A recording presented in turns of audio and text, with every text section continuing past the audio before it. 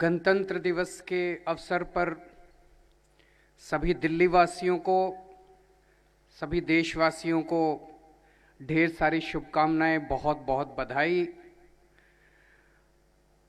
पूरा विश्व, पूरा देश और हम सब दिल्ली वासी पिछले 1 वर्ष से कोरोना महामारी से जूझ रहे हैं, संघर्ष कर रहे हैं। यही कारण है कि हमने अपना स्वाधीनता दिवस भी और आज गणतंत्र दिवस भी हम लोग यहाँ पे मना रहे हैं। नहीं तो हम सब लोग बड़े पैमाने पे छत्रसाल स्टेडियम में अपने बच्चों के साथ मनाया करते थे। मैं उम्मीद करता हूं कि इस वर्ष हम सब लोगों को कोरोना की महामारी से छुटकारा मिलेगा। पिछला 1 साल बहुत मुश्किल रहा सबके लिए, लोगों के लिए, सरकारों के लिए। जब हम सब लोग इस महामारी से जूझ रहे थे, दिल्ली वासियों के लिए खासकर ये 1 साल और ज्यादा मुश्किल रहा, क्योंकि दिल्ली ने कोरोना की महामारी का बहुत प्रचंड रूप देखा। 11 नवंबर को दिल्ली में एक दिन में लगभग 8,500 कोरोना के केस आए, जो डेली केस आते हैं। 8,500 केस। कहा जाता है कि विश्व में किसी भी शहर में ये सबसे ज्यादा केस थे। पूरी दुनिया में किसी और देश, किसी और शहर में इतने ज्यादा केस कहीं नहीं आए। दिल्ली में एक दिन में इतने सारे केसेस आने के कई सारे कारण हैं। उन कारणों के बारे में मैं कई पहले भी चर्चा कर चुका हूं। उसके कई सारे कारण हैं। दिल्ली देश की राजधानी है, पूरी दुनिया भर से लोग यहां आते हैं, देश भर से लोग यहां आते हैं। लेकिन अच्छी बात यह रही कि जिस तरह से दिल्ली के लोगों ने और सरकार ने मिलके इसका सामना किया और सफलतापूर्वक सामना किया। अमेरिका का शहर है न्यूयॉर्क। न्यूयॉर्क में अप्रैल के पहले हफ्ते में 6300 केस आए थे। 6300। हमारे यहां 11 नवंबर को आए 8,500 केस। हमसे काफी कम केस थे, 6300 केस न्यूयॉर्क में। लेकिन सोशल मीडिया पे आप लोगों ने वीडियो देखे होंगे कि किस तरह से केवल 6300 केसेस में भी न्यूयॉर्क की सारी हेल्थ सिस्टम कोलैप्स कर गई। वहां पे मरीजों की अस्पतालों के बाहर सड़कों के ऊपर लाइन लगी हुई थी। अस्पताल भरे हुए थे, अस्पतालों में जगह नहीं थी। अस्पतालों के कॉरिडोर में मरीज पड़े हुए थे, वहां पे आईसीयू में जगह नहीं थी वहां पे। और केवल न्यूयॉर्क नहीं, आप दुनिया का, यूरोप का, पूरी दुनिया के अंदर जितने डेवलप्ड कंट्रीज हैं, कोई शहर उठा के देख लीजिए, जहां जहां कोरोना के केसेस ज्यादा हुए वहां पे उनका पूरा हेल्थ सिस्टम कोलैप्स कर गया। लेकिन दिल्ली के अंदर जब 11 नवंबर को सबसे ज्यादा हमारे केस 8,500 केस आए, उस दिन भी दिल्ली के अस्पतालों में 7,000 कोरोना के बेड खाली पड़े हुए थे। हमारे किसी भी अस्पताल के अंदर कॉरिडोर में मरीज नहीं थे। हमारे किसी भी अस्पताल के बाहर सड़कों पे मरीज नहीं थे।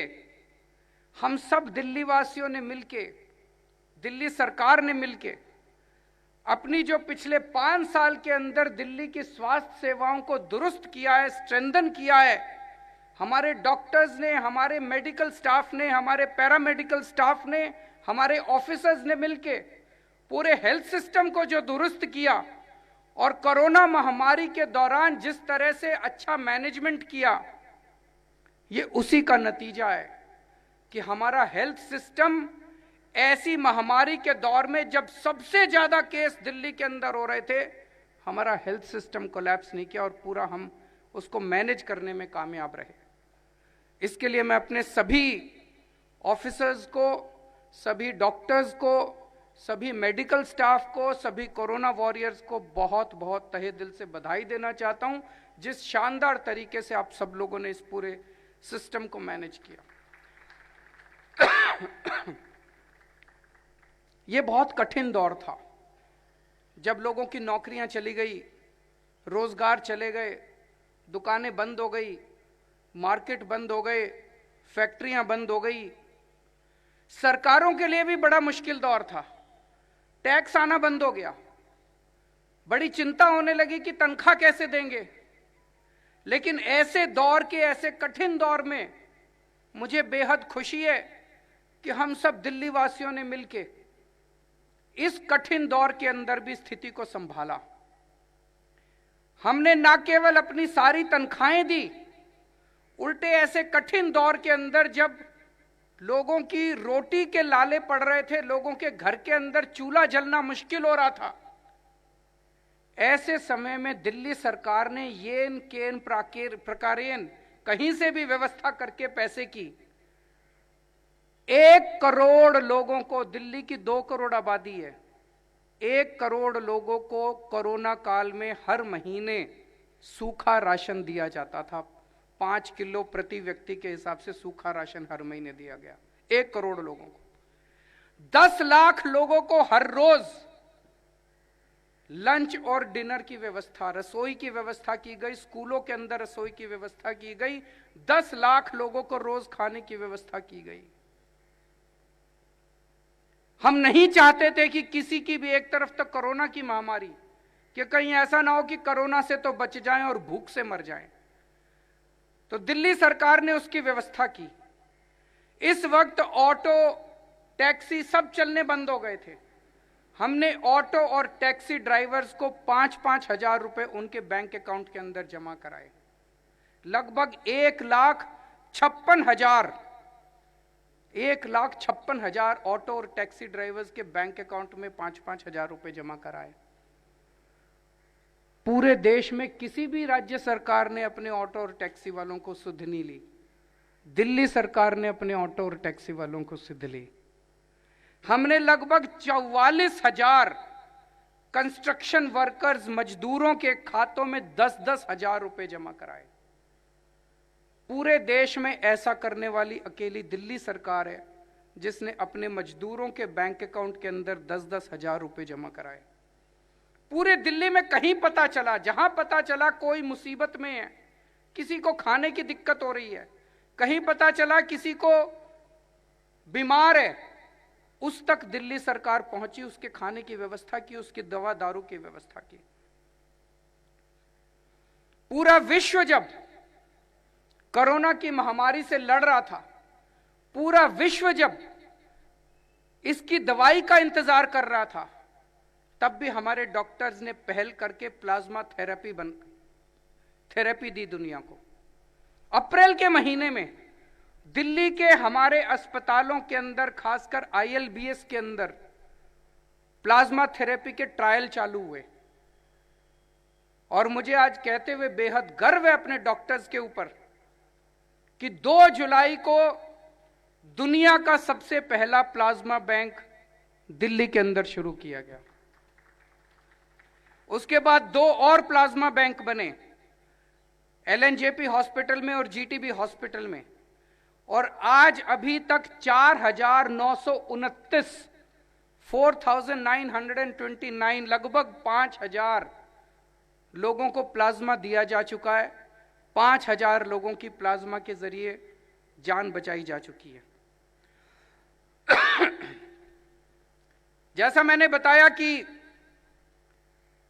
कई सारे डेवलप्ड कंट्रीज के अंदर हम लोगों ने देखा किस तरह से उनके पूरे अस्पतालों के सिस्टम कोलैप्स कर गए। अस्पताल भर गए, ICU भर गए, कॉरिडोर में पेशेंट्स पड़े हुए थे, सड़कों पे पेशेंट्स पड़े हुए थे। तो हमने इसको स्टडी किया कि ऐसा क्यों हो रहा है। तो हमने ये पाया कि जो कोई बीमार होता था उसको अस्पताल ले जाते थे, जो कोई बीमार होता था उसको अस्पताल ले जाते थे। नतीजा ये था कि जो माइल्ड और एसिम्प्टोमेटिक पेशेंट्स थे, जिनमें कोई सिम्टम नहीं थे, जिनमें कम सिम्टम थे, थोड़े बहुत सिम्टम थे, ऐसे पेशेंट से अस्पताल भर जाते थे और सीरियस पेशेंट सड़कों के ऊपर थे।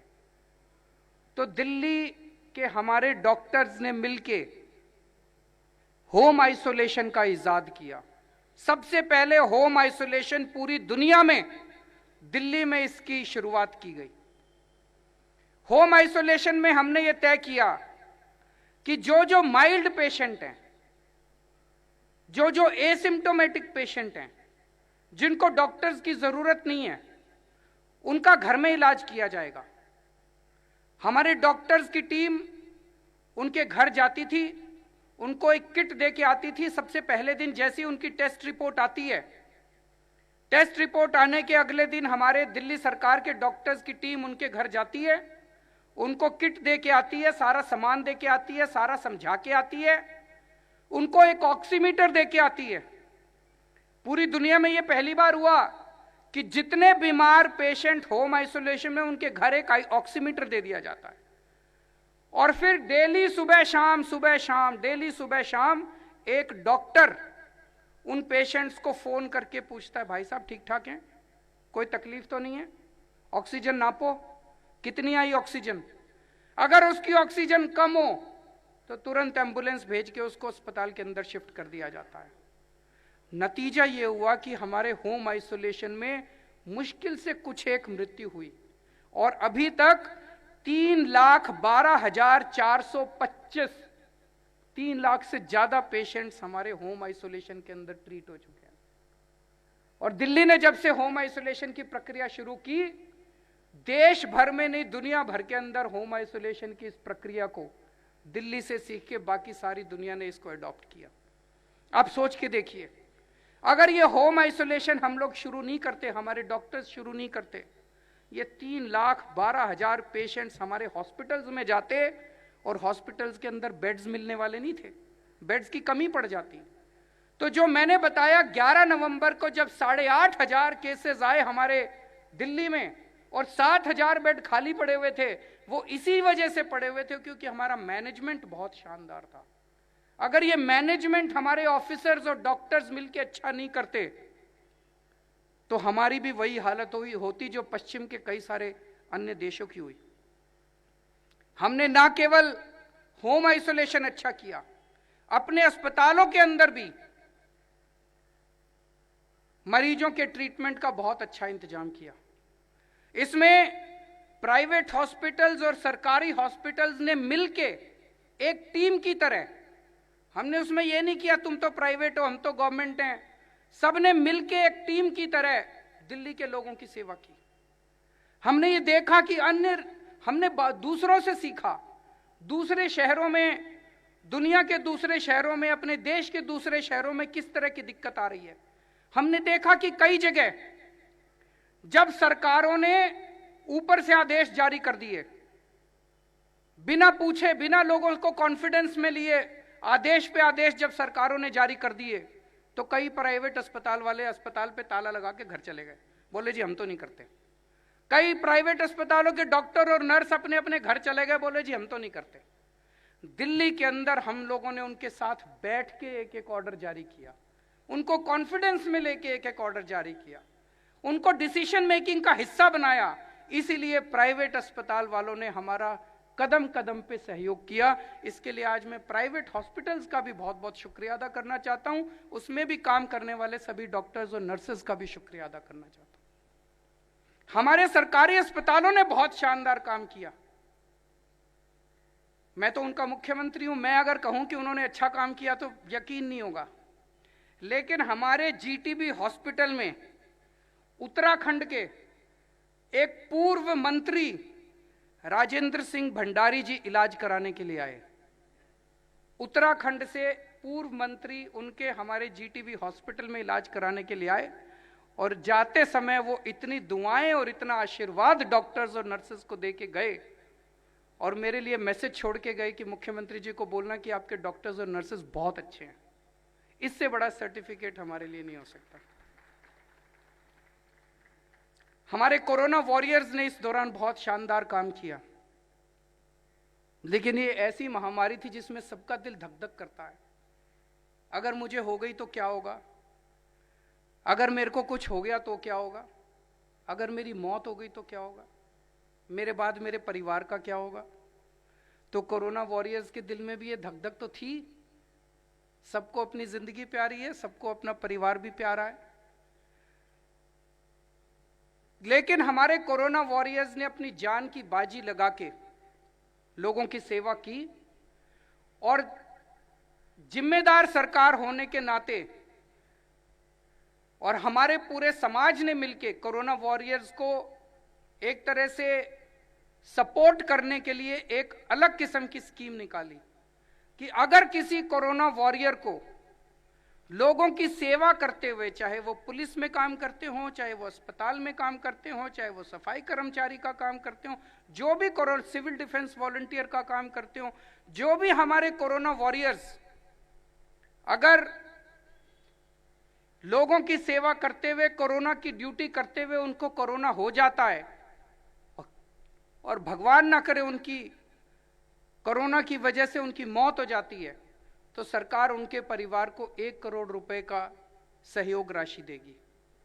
इस दौरान 9 ऐसे लोगों की कोरोना वॉरियर्स की मौत हुई और सरकार ने उन 9 लोगों को, कोरोना वॉरियर्स को 1-1 करोड़ रुपए की, मैं खुद उनके घर गया, उनके परिवार के लोगों से मिला और उनके लोगों को हमने 1-1 करोड़ रुपए की सम्मान सहयोग राशि दी। जैसा मैंने बताया, सरकार के लिए बहुत कठिन समय था। हमारा टैक्स आना बंद हो गया था। लोगों को चिंता लगने लगी कि ये जो बिजली फ्री मिलती है ये बंद तो नहीं हो जाएगी, ये जो पानी फ्री मिलता है ये बंद तो नहीं हो जाएगा, कोरोना का पैसा नहीं आ रहा, अखबार में पढ़ते थे टैक्स नहीं आ रहा सरकार का। लेकिन हमने जो भी किया, अच्छा मैनेजमेंट करके, अच्छा फाइनेंशियल मैनेजमेंट करके हमने इंश्योर किया कि लोगों की बिजली और लोगों को पानी जो दिल्ली के अंदर फ्री मिलता है वो फ्री मिलता रहा। आप लोगों की जानकारी के लिए बता दूं, पिछले बिलिंग साइकिल में दिल्ली में टोटल 52 लाख डोमेस्टिक कंज्यूमर्स हैं दिल्ली में। पिछली बिलिंग साइकिल में इन 52 लाख में से 38 लाख परिवारों के जीरो बिजली के बिल आए हैं। 38 लाख परिवारों के 52 लाख में से 73% दिल्ली के जीरो बिजली के बिल आए हैं। 73%। हमारी सरकार बनने के पहले मेरे को याद है 2014 की गर्मियां, 2014 की गर्मियों में मेरे को याद है 7-7, 8-8 घंटे के पावर कट लगा करते थे। पिछले 6 साल में दिल्ली के लोगों के लिए समुचित बिजली का इंतजाम किया। जितने खराब ट्रांसफार्मर थे, केबल थे, सब बदले, खड़े होके बदलवाए। आज दिल्ली के लोगों को 24 घंटे बिजली मिलती है और फ्री बिजली मिलती है। ये दुनिया के 8वें अजूबे जैसा है। फ्री बिजली मिलती है, 24 घंटे बिजली मिलती है। ऐसे कई राज्य हैं देश में जो अपनी बिजली बनाते हैं। दिल्ली तो अपनी बिजली भी नहीं बनाती। हम बाहर से दूसरे राज्यों से बिजली खरीदते हैं, महंगी बिजली खरीदते हैं, फिर भी अपने लोगों के लिए 24 घंटे बिजली का इंतजाम कर दिया और फ्री बिजली दे दी। ऐसे कितने राज्य देश के अंदर जो अपनी बिजली बनाते हैं, फिर भी उनके यहाँ इतने पावर कट लगते हैं, फिर भी उनके पास बिजली की कमी है, फिर भी उनके यहाँ बिजली इतनी महंगी है।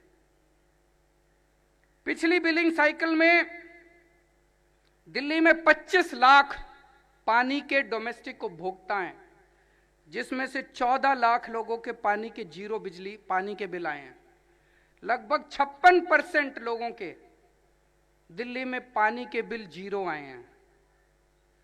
अब हमारा पानी विभाग, उनके साथ मेरी कई मीटिंग्स हो चुकी हैं, पूरी मुस्तैदी के साथ हमारा जल बोर्ड काम कर रहा है और उन्होंने पूरा खाका तैयार किया है कि जैसे दिल्ली में बिजली का 24 घंटे इंतजाम किया है, अब पानी का भी 24 घंटे इंतजाम करना है और आने वाले सालों के अंदर हम अपना ये लक्ष्य पूरा करेंगे। जब हम दिल्ली के लोगों को 24 घंटे पानी देंगे और जो जैसा मैंने बताया 56% लोगों को जीरो पानी का बिल मिल रहा है। यही चमत्कार जो बिजली के क्षेत्र में हुआ वही चमत्कार पानी के क्षेत्र में होगा। 24 घंटे पानी मिलेगा और फ्री पानी मिलेगा। कुछ साल पहले हम लोगों ने अपने जांबाज पुलिस वालों के लिए, अपने जांबाज सैनिकों के लिए, अपने जांबाज फायर सर्विस के जवानों के लिए एक योजना चालू की थी। हमारे दिल्ली पुलिस के जवान अपनी जान की बाजी लगा के हम दिल्ली वालों की रक्षा करते हैं। इतनी कठिन परिस्थितियों के अंदर मुझे बताया गया कई पुलिस में लोगों की कमी है। कई पुलिस वाले तो लगातार बिना सोए 24 घंटे 36 घंटे की ड्यूटी करते हैं और ऐसे कई मौके आते हैं जब उनको अपनी जान की बाजी लगानी पड़ती है हम लोगों की रक्षा करने के लिए। हमारे सैनिक बॉर्डर के ऊपर दुश्मन के साथ लड़ रहे हैं और दुश्मन के साथ लड़ते हुए अपनी जान की बाजी लगा के हमारे देश की रक्षा करते हैं। हमारे दिल्ली फायर सर्विस के जांबाज हमारे दिल्ली में कहीं भी आग लग जाए उस आग के अंदर घुस के उस आग को बुझाने की कोशिश करते हैं और कितने लोग शहीद हो जाते हैं। हमारी सरकार बनने के पहले इनकी तरफ कोई ध्यान नहीं दिया जाता था। मुझे बताया गया कोई योजना होती थी जिसमें एक सिलाई मशीन उसके परिवार को दी जाती थी। उसके बाद हमने तय किया कि 1 करोड़ रुपए की सम्मान राशि, वैसे तो अगर किसी की जान चली जाए तो उसकी कोई कीमत नहीं होती और एक हमारा जवान हीरे के समान है, उसकी कोई कीमत नहीं होती, लेकिन उसके परिवार को यह लगना चाहिए कि यह देश और यह समाज उनका सम्मान करता है। तो उनके 1 करोड़ रुपए की सम्मान राशि देने का सरकार ने निर्णय किया। पिछले कुछ सालों के अंदर जब से स्कीम लागू हुई है, हम 19 दिल्ली पुलिस के जवानों को 1 करोड़ रुपए की सम्मान राशि दे चुके हैं। 6 फायर सर्विस के जवानों को यह राशि दी जा चुकी है और 3 बॉर्डर के ऊपर दिल्ली के रहने वाले सैनिकों के शहादत के बाद सम्मान राशि दी जा चुकी है। अगले मुझे कहते हुए बड़ी खुशी है कि मार्च के महीने तक एक बहुत ही बड़ी योजना, जो हमारा एक सपना थी कि गरीबों को जो सरकार राशन देती है, गरीब आदमी को राशन की दुकान पे जाना पड़ता है, लाइनों में लगना पड़ता है, कई बार राशन की दुकान खुलती नहीं है, कभी कभी राशन की दुकान वाला बदतमीजी करता है, कभी कभी उसको पूरा राशन नहीं मिलता, 100 तरह की समस्याएं होती थी।